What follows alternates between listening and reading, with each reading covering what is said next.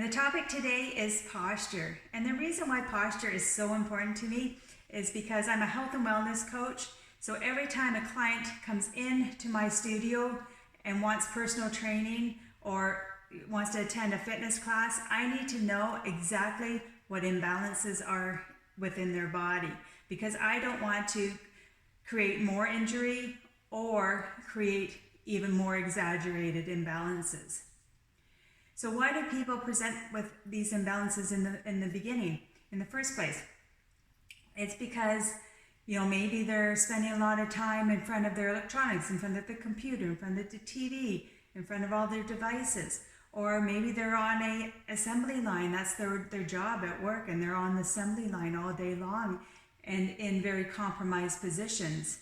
Or maybe, you've recently been pregnant and having all that weight in front of you for 9 months can really throw off your body. Or maybe we're carrying our children on our hip. A lot of women do that. And so you're throwing off your balance, your hip, you're throwing the hips off. Or maybe you're carrying a heavy object always on the same side, like a purse, or maybe a briefcase, or you carry your bags consistently on one side opposed to the other.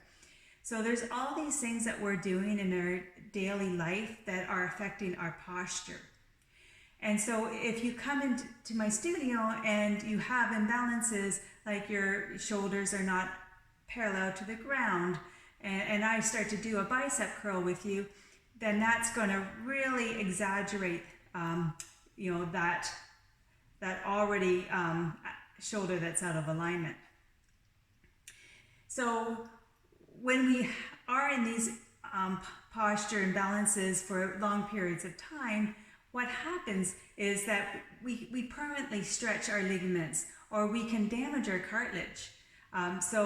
Or we can create some problems with our discs in our spine, or muscles might get imbalanced, or range of motion. Maybe you can't do a full range of motion anymore. So these are all things that are a result of being in poor posture for long periods of time. And one of the more prevalent things that we're seeing is things like kyphosis or lordosis. And kyphosis is when we have the upper part of the spine has that curvature look. And we often see that in the elderly, but more and more I see it in younger people. And that's because I believe all of the electronics that we're doing, and these kids carrying backpacks on their shoulder opposed to backpacks on their back, and doing all these things that are causing these exaggerated imbalances. And so kyphosis is, as I said, is that curvature in the upper spine. So what happens when we have kyphosis is our head protrudes forward. And so every inch of protrusion off the alignment of your body will create about 32 pounds of extra pressure on your cervical spine. And so that's an immense amount of pressure, and that completely throws everything off. So if we have kyphosis, a lot of people will have lordosis, because that's your body compensating for the fact that the upper part is out of alignment. So it wants to make the lower part off balance it. And so often you will see athletes that have lordosis. And that's often when you're standing with the locked knees, and when your knees are locked, it pushes your bum back and your hips are on an angle.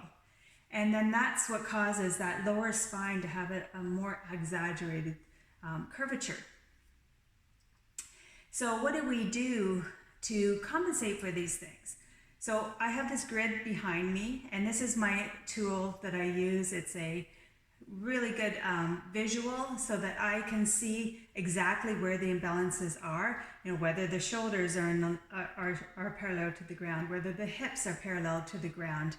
I'm also looking for the line of gravity. So the line of gravity in a perfect spine or perfect alignment would go between, in the middle of the ear to the middle of the shoulder, right in the middle of the hips here, right in front of the patella, just right behind the patella, so in front of the knee, and then right in front of the ankle.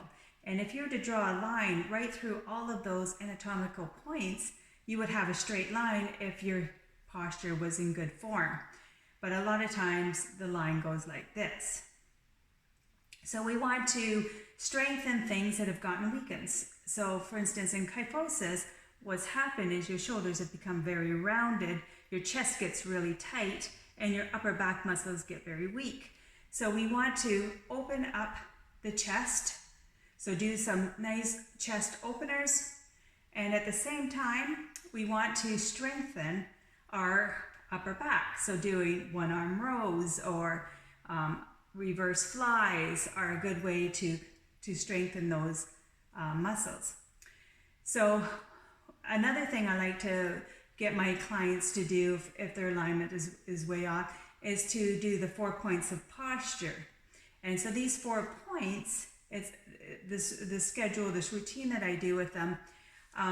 Basically the 4 points are: you're going to stand nice and tall, you're going to bring your chest back, and your shoulders are going to be at you're parallel to the ground, and then you're going to squeeze your shoulder blades together at the back. So think of a pencil right between your 2 shoulder blades, and you're squeezing that and you're not letting go. Now you want to depress your shoulder blades as you squeeze them. So you don't want to be up here creating tension in your neck. So you're depressing, squeezing between the 2 shoulder blades, and then you're going to suck in your belly button nice right towards the spine, nice and tight, and think of just locking, like there's this thing that you're locking, a string or whatever, that goes right up to your throat. So between your belly button to your throat, you're just locking it in place. And so we're going to do that. We're going to train the body to be in that position most of the time. So the schedule that I have is a 4-week schedule. And the first week, you do it 3 times. And I like to do it at meal times, because then that gives you a reminder. So every breakfast, lunch, and dinner for 3 minutes, just practice being in that 4 points of posture. And then the second week, you would do it every meal and every snack time, so 6 times a day, again for 3 minutes. And then the 3rd week, you would do it every hour, and the 4th week, every half an hour. And by the end of the 4-week process, then your body will automatically go into that position without even thinking. So, and then if you are out of alignment at any point, your body triggers your mind to say, "Ooh, okay, we got to get back into alignment." So I hope that was helpful, and have an amazing day.